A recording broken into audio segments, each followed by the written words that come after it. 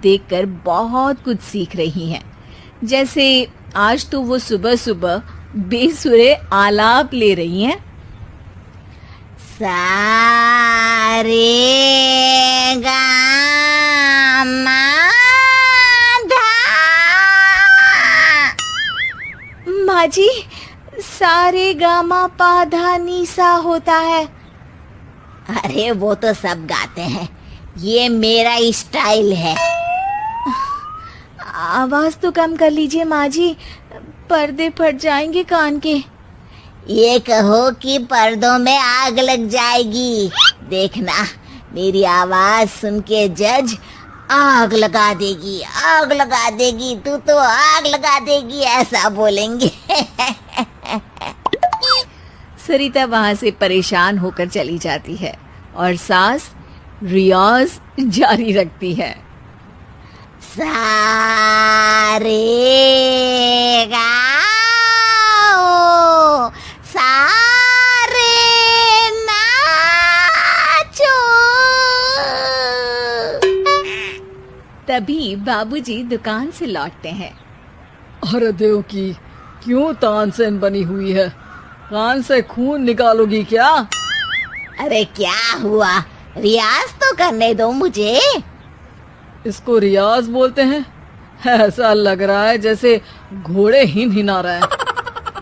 घोड़े पे बैठ के ही बम्बई जाऊंगी मैं तो, जब जज साहब कहेंगे कि देवकी तुम मुंबई आ रही हो। जज साहब, वो अदालत वाले?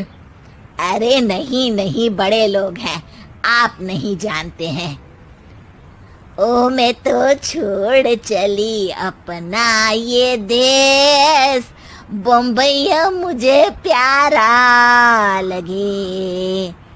गाना गाती हुई देवकी चली जाती है और बाबूजी अपनी सरफिरी पत्नी के इस संगीत प्रेम की चर्चा करने बहू के पास चले जाते हैं। अरे सरिता बेटा, सुनो तो, ये तेरी सास को क्या हुआ है बेटा? सुबह तो अच्छा भला छोड़कर गया था इसे। सिंगर बनेगी अब वो। सिंगिंग रियलिटी शो में जाने की सुबह से तैयारियां चल रही हैं इनकी। हाँ, अब तो कोयल के सुर मेंढक छेड़ेगा। हे भगवान, सद्बुद्धि दो इसे। इधर बाबूजी भगवान को कहते हैं और उधर राधा रानी प्रकट हो जाती है, देवकी की मोहल्ले की सबसे पक्की दोस्त। क्यों री देवकी, काहे इतना गला फाड़ रही है? कोई चीखने चिल्लाने का कंपटीशन है क्या? अरे ये देख, नया सिंगिंग शो, मैं भी गाऊंगी, हिंदुस्तान के दिलों की धड़कन बनूंगी। अरे इतना बेसुरा गा के दिलों की धड़कन नहीं, दिलों का अटैक बन जाएगी। इससे तो अच्छा है कि नाच ही ले। वैसे भी दिन भर मोहल्ले में नाचती तो रहती है तू, कभी इसके घर कभी उसके घर। देवकी को समझ में आ जाता है कि उसका गाना किसी को पसंद नहीं आ रहा। अगले दिन सरिता देखती है कि सास पैरों में घुंघरू बांध के नाच रही है। अरे माँ जी, क्या मंजुलिका बनी हुई है आज आप? अरे नाचने दे बहू, जब तक है जान जाने जहां मैं नाचूंगी। अरे माँ जी, अभी जान निकल जाएगी, इतनी जोर से नाचेंगी तो। अरे अरे, क्या कर रही हो? अरे दिख नहीं रहा, डांस कर रही हूँ। अरे जैसी तुम्हारी हरकत है, तुमको तो नागिन डांस करना चाहिए। वो भी करूंगी, भांगड़ा भी करूंगी। देखना, जज मुझे देख के स्टैंडिंग ओवेशन देंगे। हाँ, स्टैंडिंग ओवेशन तो देंगे ही, ताकि खड़े होकर वहां से भाग सके तुम्हारा डांस देखकर। अरे कुछ ढंग की चीज करो, ये रोज क्या नया शुरू कर देती हो? सास को लगता है कि उसका डांस का सीन भी बिगड़ गया। अब वो टीवी देख के कोई और कलाकारी ढूंढने लगती है। तभी उसे टीवी पर खतरों के खतरनाक खिलाड़ी शो दिखता है, जिसमें लोग अलग अलग स्टंट करते हैं। बस देवकी को नया काम मिल जाता है। अगले दिन सुबह देवकी डंबल लेकर कसरत करने लगती है। माँ जी, ये क्या कर रहे हैं आप? अरे खली जैसे बनकर खलबली मचा दूंगी।